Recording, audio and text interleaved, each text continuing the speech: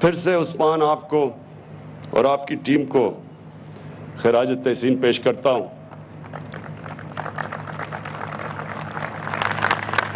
بہت بڑا قدم اٹھایا آپ نے، اور انشاءاللہ آپ دیکھیں گے کہ اس سے اب آگے ہوگا کیا۔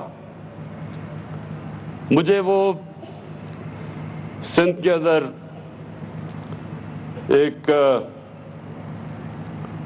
پارٹی کا لیڈر ہے، 13.5 سال ہو گئے، اردو بھی نہیں صحیح طرح بولنی آتی، بارش ہوتا ہے تو پانی آتا ہے، تو وہ کہتا ہے کہ ہم پیسے نہیں خرچ کریں گے ہیلتھ انشورنس پہ، ہم ہسپتالوں پہ پیسے خرچ کریں گے۔ تو مجھے یہ بتائیں کہ 13.5 سال سے روکا کس سے آپ کو؟ ذرا سندھ کے ہسپتالوں کا تو حال دیکھیں، جا کے دیکھیں تو صحیح بیچارے سندھ کے لوگوں کے اوپر کیا گزر رہی ہے۔ آپ ابھی بارش آتی ہے تو پانی آتا ہے، آپ کو پتہ ہے کہ لوگوں کی حالات کیا ہے؟ آپ کبھی گاؤں میں گئے ہیں لوگوں کے، پوچھا لوگوں اس کے اوپر کیا گزرتی ہے؟ اور وہ زرداری صاحب وہ چیک بک چوری کے پیسے سے آ گیا لوگوں کو خریدنے کے لیے، کبھی کسی کو پولیٹیشین کو خریدتا ہے، کبھی کسی کو خریدتا ہے۔ دیکھیں، میں اپنے پاکستانیوں کو آج یہ کہنا چاہتا ہوں، میں صرف پالیٹکس میں اس لیے آیا تھا کہ یہ جو 2 چور، یہ بڑے بڑے ڈاکو جو لوٹ رہے تھے، میں نے 25 سال پہلے جہاد ان کے خلاف شروع کی تھی۔ میرا مقصد ہی آنے کا یہ تھا کہ جب تک یہ 2 خاندان اس ملک کو لوٹتے رہیں گے، یہ ملک کا کوئی مستقبل نہیں ہے۔ جو بھی ملک کا سربراہ جب پیسہ چوری کر کے باہر پیسہ لے جائے، اس ملک کا کیا مستقبل ہوگا؟ میں نے تو دنیا دیکھی ہوئی ہے، میں نے تو مغرب دیکھا ہے، میں نے تو دیکھی ہے کہ خوشحال معاشرے کیسے چلتے ہیں۔ مجھے تو پتا ہے کہ یہاں ہم آگے بڑھ ہی نہیں سکتے تھے، نہیں تو میری طرح کے آدمی کو پالیٹکس کیا دے سکتی تھی؟ اللہ نے تو سب کچھ دے چکا تھا، مجھے سب کچھ میرے پاس تھا، نہ مجھے کوئی شہرت نہ پیسہ، کسی چیز کی ضرورت نہیں تھی۔ میں تو ان کا مقابلہ کرنے کے لیے آیا تھا۔ اور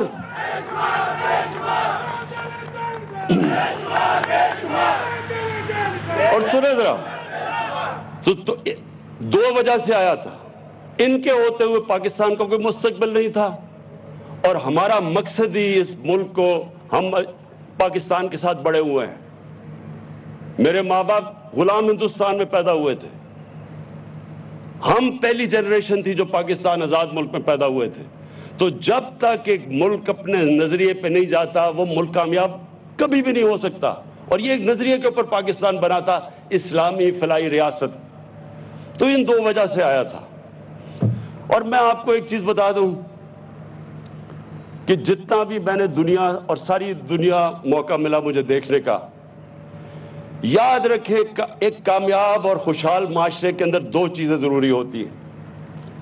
سب سے پہلے قانون کی بالادستی، رول آف لا۔ اور اس کا مطلب، پھر سے میں چاہتا ہوں میری ساری قوم اس حدیث کو یاد رکھ لے۔ ہمارے نبی صلی اللہ علیہ وسلم نے کہا تھا کہ تمہارے سے پہلے بڑی قومیں تباہ ہوئیں۔ کیوں؟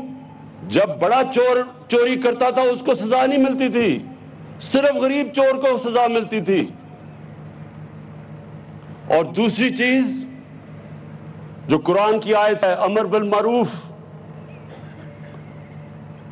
تم سب سے عظیم قوم میں نے پیدا کی ہے دنیا کی کے لیے، کیونکہ تم اچھائی کے ساتھ کھڑے ہوتے ہو اور بدی کو ختم کرتے ہو، برائی کو دباتے ہو۔